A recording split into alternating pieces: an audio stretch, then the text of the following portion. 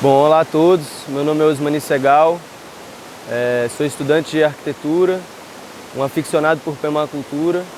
Não me digo permacultor porque eu acho que permacultura não é uma questão de status ou patente, é mais uma busca e vontade de fazer diferente, dentro de vários princípios e várias éticas que a gente aprende nos ensinamentos de Bill Mollison e David Holmgreen, além de várias pessoas no Brasil e aqui em Brasília principalmente, que estão dando a vida por isso e fazendo muito bem feito.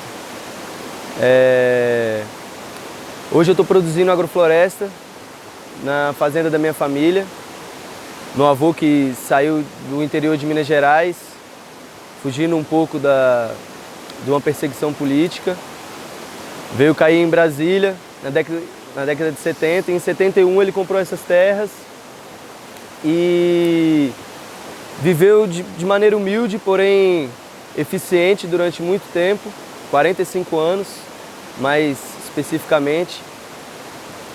Foi um dos primeiros produtores de leite de cabra, primeiros produtores de leite e um dos primeiros produtores de queijo também de cabra aqui no DF, por ter uma análise da paisagem. O primeiro local onde ele morou era um terreno muito íngreme, e produção de vaca naquele espaço não seria viável, porque ele sabia que iria destruir tanto a parte das águas, quanto o pasto não seria colocado no lugar mais apropriado. Então ele optou pelos caprinos e durante um bom tempo foi um bom produtor disso, nunca em larga escala, mas sempre conseguiu viver bem com isso, além de um pomar maravilhoso que ele sempre fez com eficácia. E minha avó também uma ótima agricultora, um dedo verde fantástico, tinha sua horta exuberante por longos períodos e sem entre safras do que ela mais gostava.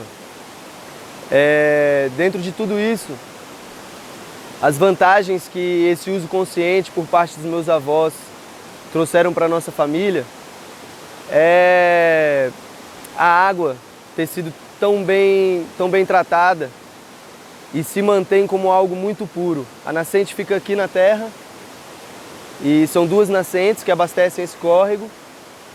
Como ela fica no alto do terreno, a gente tem a possibilidade de apenas usando apenas da altura, a gente consegue trazer por gravidade toda essa água para alimentar os tanques que a gente tem lá próximo da agrofloresta e produzir um pouco de peixe, tanto para adubar a agrofloresta quanto para o nosso próprio consumo.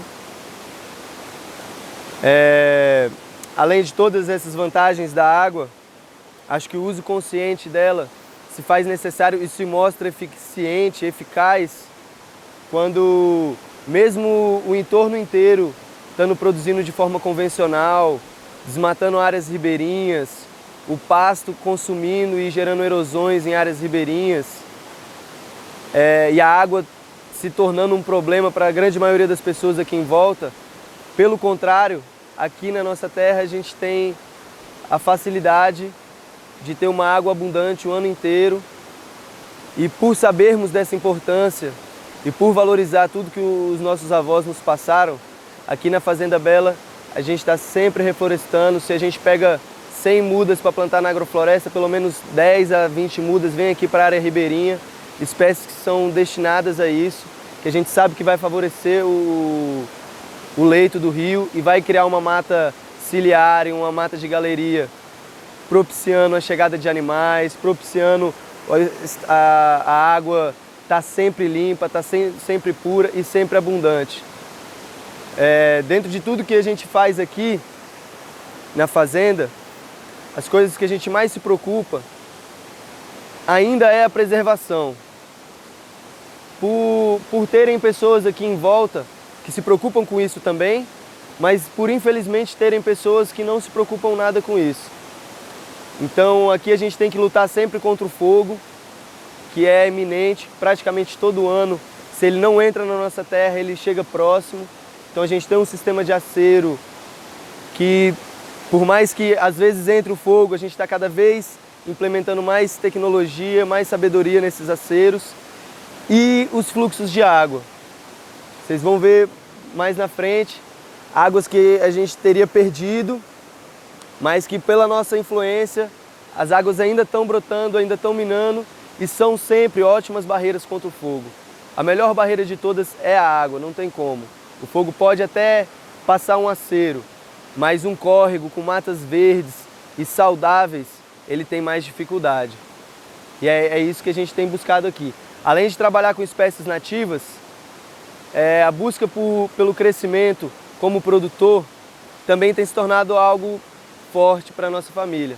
Que a gente quer produzir orgânico, a gente quer produzir no sistema sintrópico do Ernest e em outros sistemas também, como foi ensinado pelo David Holmgreen, Bill Mollison, Geoff Lawton, pessoas que estão produzindo há muito tempo e já se tem várias comprovações da eficácia das suas técnicas.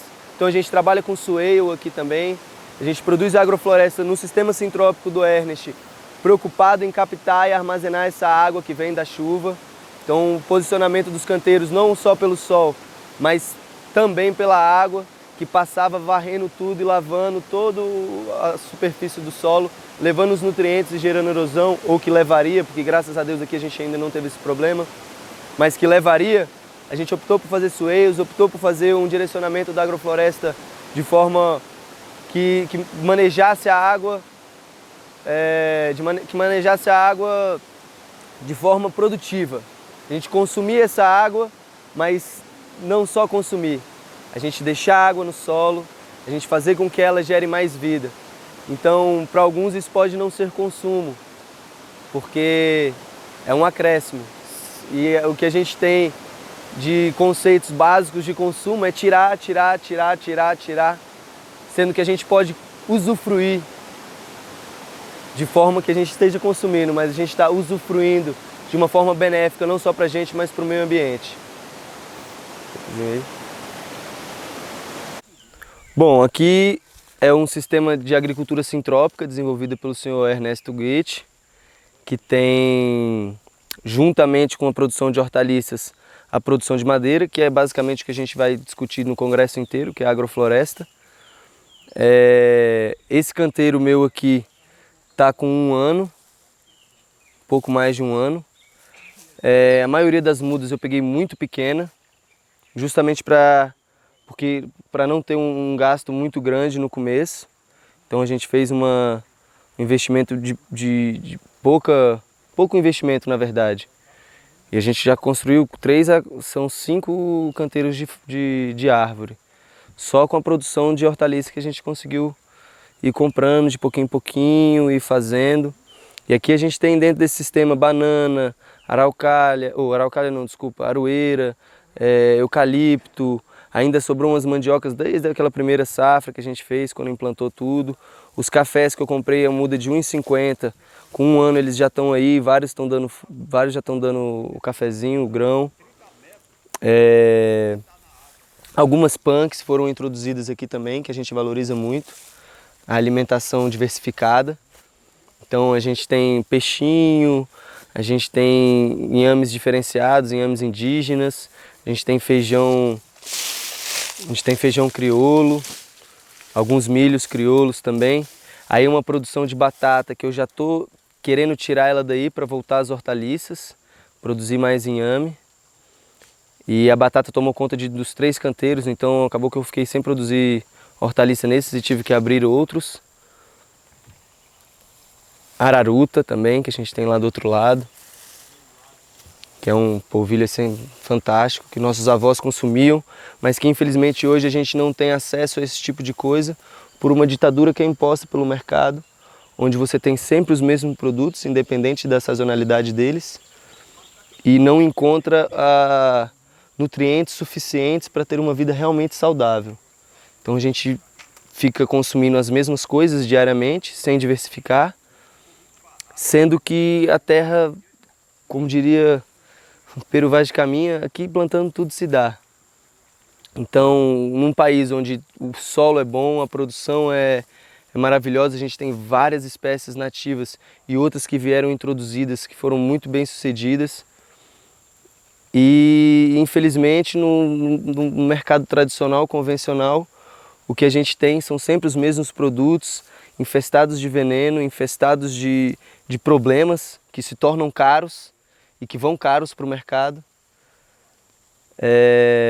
por não diversificar a produção, por estar sempre mantendo as mesmas coisas, o mesmo produto, independente de sazonalidade, independente de tudo. Então, quando a gente não percebe a importância dos ciclos naturais da natureza, a gente precisa gastar muito mais para conseguir produzir aquilo. Em compensação, no momento que a gente começa a diversificar e prestar atenção nessa sazonalidade, na importância do ciclo de cada coisa, a gente tem alimentos que são baratos de serem produzidos, porque não precisam de tanto insumo, sendo plantado na época certa. E claro, uma diversidade alimentícia altamente nutritiva e muito mais rica do que a gente encontra nos supermercados. Se a gente for andar aqui com um ano, um pau-balsa já fazendo sombra, uma bananeira já produzindo cacho, mamão já dando a segunda safra, sendo que aqui a única vez que eu adubei foi na execução. Eu nunca mais precisei adubar isso daqui e fui sempre cobrindo com matéria orgânica, que é pro Ernest a grande sacada, é a gente não precisar tanto adubar o solo, porque a gente já tem tudo nele. Então do lado de cá eu até mantenho o capim durante um período do ano para poder roçar tudo isso e jogar na agrofloresta. E manter o feixe grosso de matéria orgânica, cobrindo o solo, mantendo saudável a microbiota do solo e estimulando o crescimento sem necessidade de adubação exacerbada, sem precisar de um consumo improdutivo de coisas que são muito valiosas, que são os adubos, que são os insumos. Eles são extremamente valiosos, a gente precisa muito deles, mas a gente pode perceber que a gente não precisa simplesmente comprar tudo. A gente tem grande parte das coisas à nossa volta, ao nosso meio. Então a gente usa o eucalipto que está vindo agora da agrofloresta, a gente já está fazendo algumas podas e botando no solo, ainda estão novos, não tem tanta matéria orgânica, mas já fazem uma diferencial. A gente tem os capins e a gente tem os eucaliptos mais antigos da fazenda, que a gente não deixa também de podá-los, de cortá-los e introduzir a matéria orgânica que a gente tem à disposição nesse solo aqui, que só foi adubado uma vez. Eu poderia ter adubado mais, eu acho que com certeza se adubar mais, é lógico que vem mais forte, mais bonito, mais robusto. Mas a intenção aqui é ver até onde a gente precisa disso. Desse tanto de consumo, de ter que trazer um trator de esterco, de pó de rocha, de calcário, de farinha de osso lá de Planaltina, lá do Goiás, e usando petróleo assim, em larga escala sem necessitar disso, sendo que a gente tem tudo aqui. Então a prioridade aqui foi consumir o que a gente tem próximo, usar isso de forma benéfica e mostrar que o sistema biodiverso, o sistema de abundância que é pregado pelo senhor Ernesto Goethe, funciona e realmente é de brilhar nos olhos. A gente vê que a cada dia nasce uma coisa nova, chega uma coisa nova, de repente a gente não plantou, mas já tem 3 embaúbas ali que não foram plantadas, mas que estão bombando, estão super felizes, porque o solo foi melhorado. E ele não foi melhorado como ilhas, ele foi melhorado por completo, porque entre cada leira dessa daqui, eu introduzi toras de madeira para fazer o caminho, e agora eu já estou introduzindo as bananas, que reduzem o consumo de água. Eu preciso irrigar muito menos quando eu introduzo as bananas nos percursos. E eu estou criando um solo adubado por inteiro, rico por inteiro. Não são ilhas de solo rico, é um solo realmente melhorado e agregado de valores dentro dos princípios naturais do que é a floresta.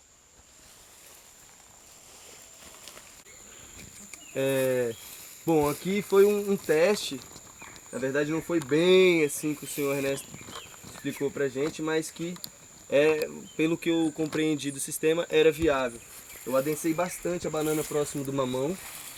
De certa maneira eles podem até parecer que estão em competição, mas os dois cresceram juntos e um não atrapalhou o outro. Muito pelo contrário, esse mamão aqui, com menos de um ano, ele já estava, aliás, com 8 meses ele já deu a primeira produção dele E hoje ele está na terceira safra, com menos de um ano de canteiro, sempre com mamões de qualidade, bonitos, saudáveis. E do lado tem uma espécie arbórea de grande porte, que está também crescendo, sendo auxiliada por ele de alguma forma. Não só dessa forma aqui que vocês estão vendo de suporte, como também de uma espécie de viveiro, onde daqui a pouco ele vai sair do sistema e essa daqui já vai ter força suficiente para vencer outros estratos. O estrato que ela pertence, que é o estrato alto. Ainda dentro da agricultura sintrópica do Sr. Ernesto, a gente pode ver aqui a potencialidade de produção de hortaliças, que é também uma sacada do Sr. Ernesto que faz toda a diferença. Que a gente não precisa deixar de produzir hortaliça porque a gente está fazendo agrofloresta. A gente pode muito bem usar e consumir da hortaliça de uma maneira que ainda dentro dos consórcios, dentro da estratificação, dentro dos ciclos, respeitando tudo isso, a gente consegue produzir sempre. Seja ela totalmente no sol ou ela um pouco sombreada. Até o momento que a gente pode optar por não produzir mais hortaliça e produzir coisas de mais agregado valor, que ficam sob a sombra. Aqui a gente acabou de fazer uma colheita de alface e de rúcula, de maior escala e de rabanete. Aí ainda vamos fazer, já estão com as bandejas prontas ali. A gente já vai implantar essa semana de novo, tudo de novo, já pela terceira vez, enquanto as mandiocas estão crescendo. O quiabo já produziu 2 vezes também. Aí ali a gente botou algumas abóboras também para ver como elas entram no sistema. E aqui é um canteiro de agrofloresta, de fruta, que foi recentemente implantado. Aí a gente já colheu os milhos, já está final de safra de milho. Os cafezinhos já estão bonitos, estão bem legais. Os eucaliptos estão crescendo melhor do que nos outros canteiros, que os eucaliptos nos outros canteiros, por falhas nossas, eles não vieram tão bonitos, agora eles estão vindo melhor, a gente aprendeu a produzir melhor. Junto desse canteiro aqui, como ele acabou de ser aplicado, eu também botei couve, botei mostarda, botei algumas outras coisas. As bananas já estão começando a vir, uma ali teve um estirão exacerbado comparado com as outras. Dentro disso tudo, mais ali na frente a gente tem a mandioca, que foi implantada um pouco antes disso tudo. Então a gente já parou de produzir as hortaliças ali embaixo do pé dela, mas a gente pode ver que tem repolho do lado, couve, e eles estão indo super bem.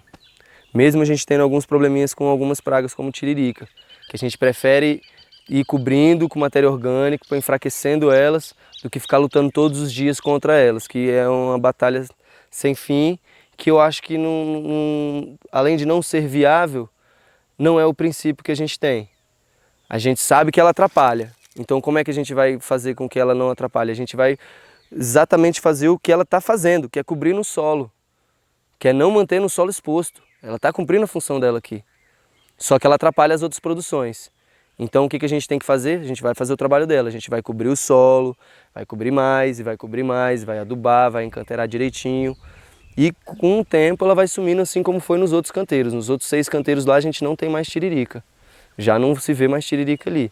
Apareceu sim algumas outras coisas que têm outras funções, como a trapoeraba, por exemplo, que a gente nunca teve no início e agora começou a aparecer lá, mas ela está bem fraquinha e a gente está conseguindo conter ela muito bem. Só com cobertura de solo e manejo. Manejo constante, manejo das bananas, manejo das árvores que vão crescendo, dos eucaliptos, fazendo sempre a saia dele. O sistema aqui ainda é muito novo, a gente tem enfrentado vários problemas na parte de comercialização por uma questão de logística.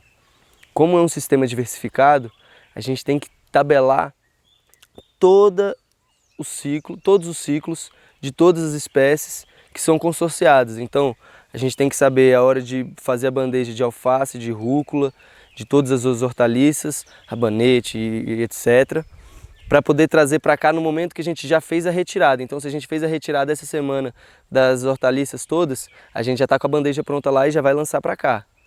Só que no outro canteiro, a gente ainda vai continuar colhendo. E isso é a principal sacada da agrofloresta. Você está produzindo diariamente.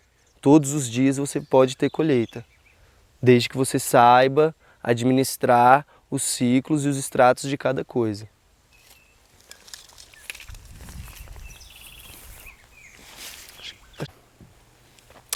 Uma das impressões que eu tenho agora que estou entrando no ramo da produção e da comercialização de alimento, é a inviabilidade pela escala.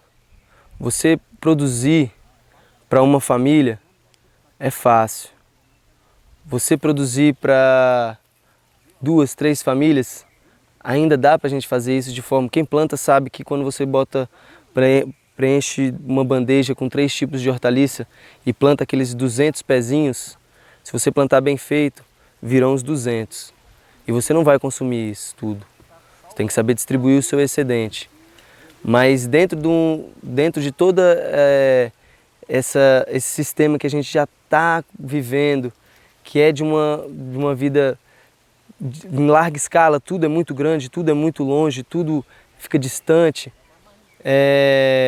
Dentro da agrofloresta, o que a gente pôde perceber, inclusive lá pelo sistema da Toca, que o Sr. Ernest está implantando agora e vem desenvolvendo em outros lugares também, como em Casimiro de Abreu, é que a larga escala ela viabiliza o produto orgânico em um preço mais barato. Então a gente consegue ser um pouco mais competitivo dentro desse mercado que definitivamente não está favorecendo e não está estimulando o consumo de orgânico. Quando ele coloca um atravessador que vem aqui, pega um óleo de rúcula a 99 centavos e vai vender lá no supermercado a R$7 porque disse que é orgânico. Quando na verdade não tem por que agregar tanto valor a uma coisa que não é mais onerosa. A agricultura convencional é muito mais onerosa do que uma agricultura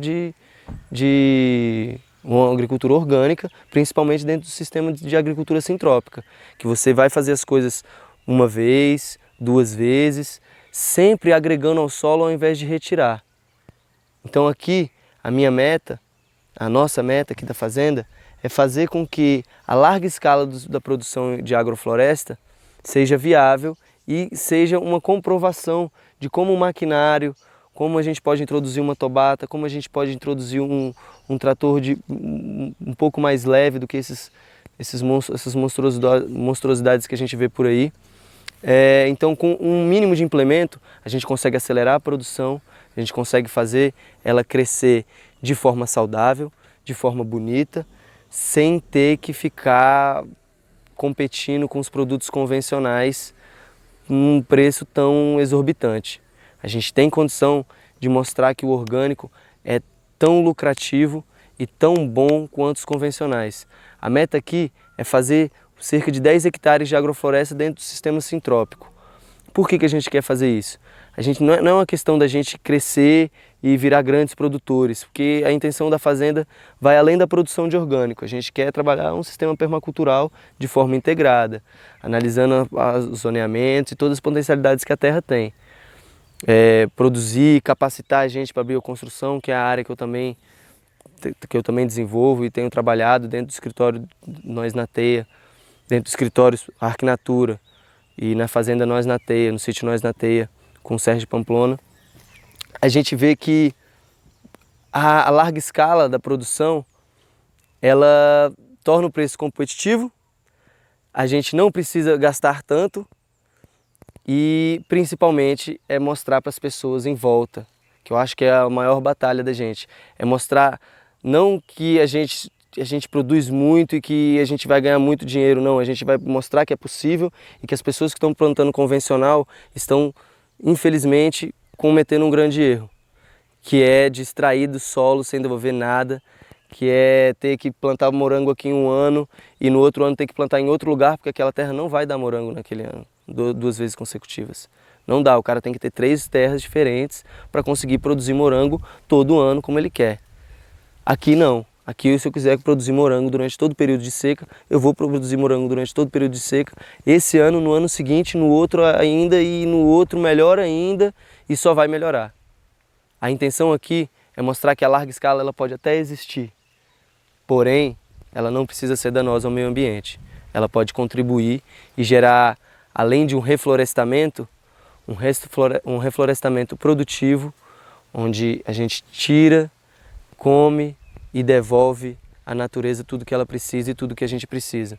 Uma relação sintrópica, uma relação de simbiose, onde tudo se conversa de maneira saudável, tudo interage de maneira saudável e não tem para onde correr. O destino é a abundância. Fala do projeto futuro aí.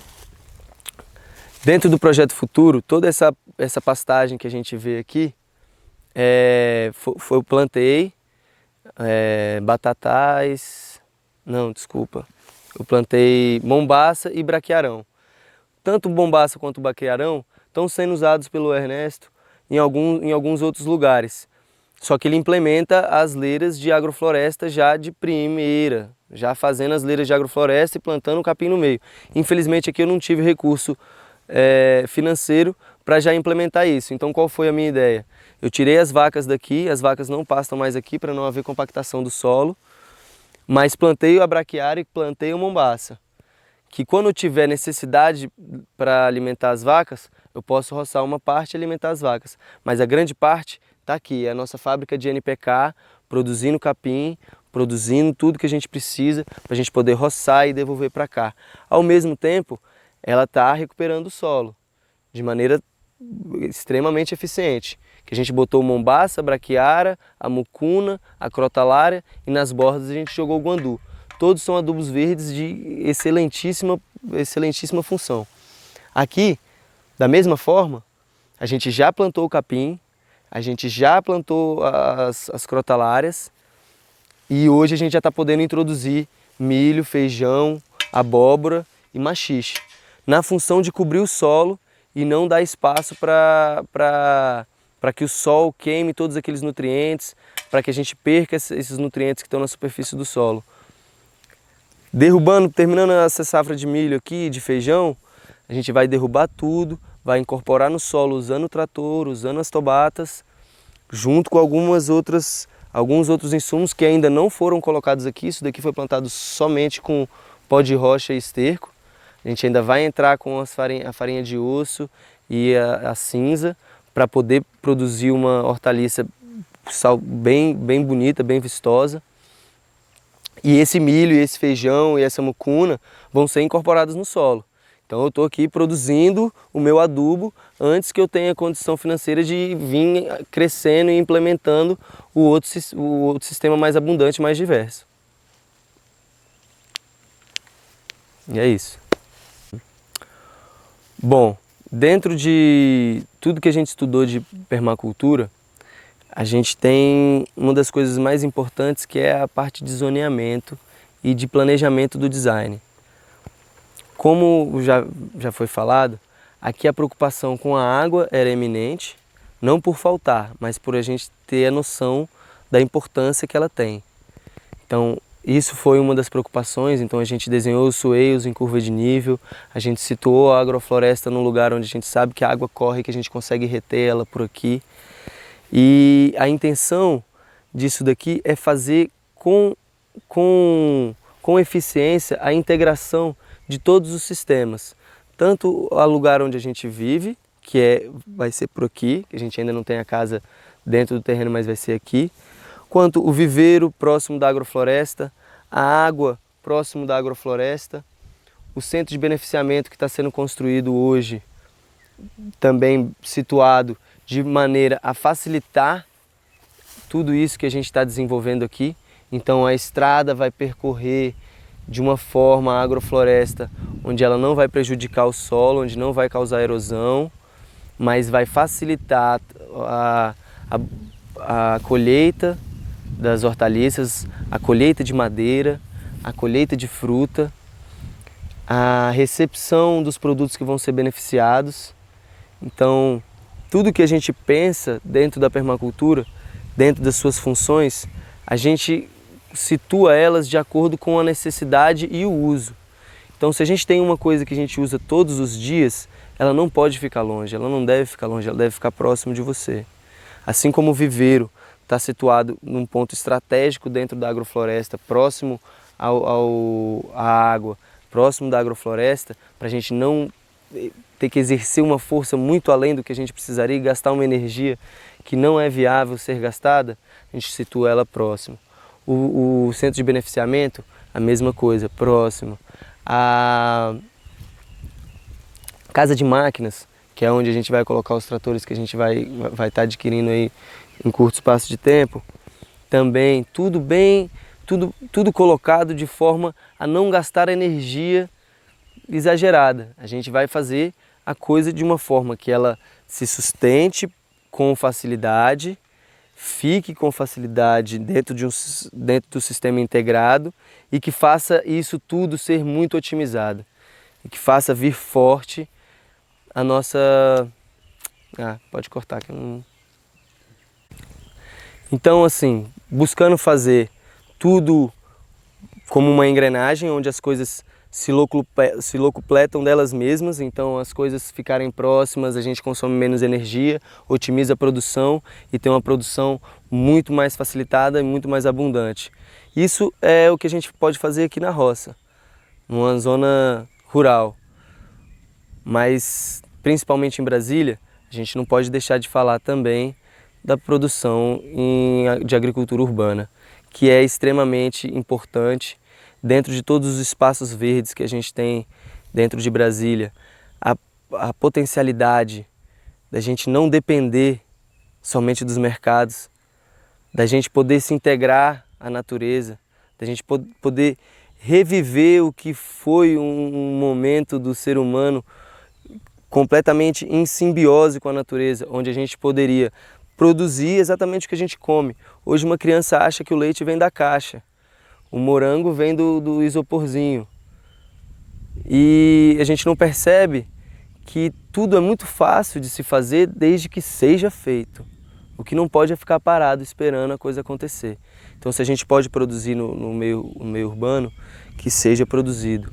A agrofloresta, assim como o projeto Reação que tem na 206 Norte, assim como tem a agrofloresta na 416 Norte, assim como tem a agrofloresta em São Sebastião, Paranoá, Planaltina, própria Braslândia, Taguatinga, isso está acontecendo, isso tem que ser fomentado, porque isso vai gerar um empoderamento das pessoas de não precisar ir comprar coisas no supermercado que definitivamente não está preocupado com a qualidade do nosso consumo. Ele está especificamente preocupado com quanto que a gente vai consumir e quanto que a gente vai estar pagando por isso. Bom, ainda na intenção de facilitar o serviço e de tudo aqui ter uma saída que não seja uma retirada do meio e do sistema e que não vá prejudicar o meio ambiente, dentro do centro de beneficiamento, uma das precauções que a gente teve é de construir um tanque de evapotranspiração, que é um sistema de fossa negra, onde a gente produz banana, taioba e outras coisas de folhas largas que tem um grande potencial de evapotranspiração, que consomem todos os dejetos que estão jogados aqui, sem que vaze, sem que se infiltre no solo e sem que prejudique a natureza. Pelo contrário, a gente está usando o nosso banheiro para produzir banana, para produzir banana, para produzir inhame, para produzir o que a gente bem entender. Não interessa o que a gente vai produzir aqui, interessa a forma como ela está, porque dentro de todo esse sistema a gente já tem uma agrofloresta abundante ao redor. Aí você me pergunta, pô, você vai produzir mais bananas, você vai produzir mais taioba? Eu falo, claro, se é assim que eu preciso fazer para não gerar mais dejeto, mais detrito ao meio, para não ter que construir uma fossa onde a pessoa vai ter que vir aqui e puxar essa fossa e fazer limpeza, de repente a fossa tem um vazamento, vai poluir o lençol freático. Aqui não. Aqui a gente produz banana, produz taioba, com uma potencialidade gigante de produção, sim, né? Dentro de, claro que são pequenas porcentagens, né? 3 pés de banana e algumas taiobas. Parece pouco, mas as bananas vão vir lindas, grandes e a gente vai consumir sem ter gerado nenhum dejeto, sem ter gerado nenhum impacto no meio ambiente. Pelo contrário, favorecendo o meio ambiente em volta, que aí vai vir passarinho, vai vir outros bichos.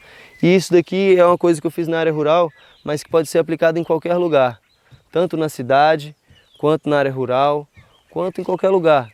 Isso aqui é tratamento de fossa negra, viável, totalmente aplicável para menores e maiores escalas, para que a gente pare de jogar todos os nossos dejetos nos rios, tendo uma pequena ilusão de que a água que a gente consome para beber não tem nada disso. São mega cidades distribuindo lixo, lixo orgânico ou não orgânico, dejeto, fossas, etc., nos nossos rios todos os dias. E a gente está consumindo essa água. Para quê? Por quê? Se a gente tem tantas outras formas.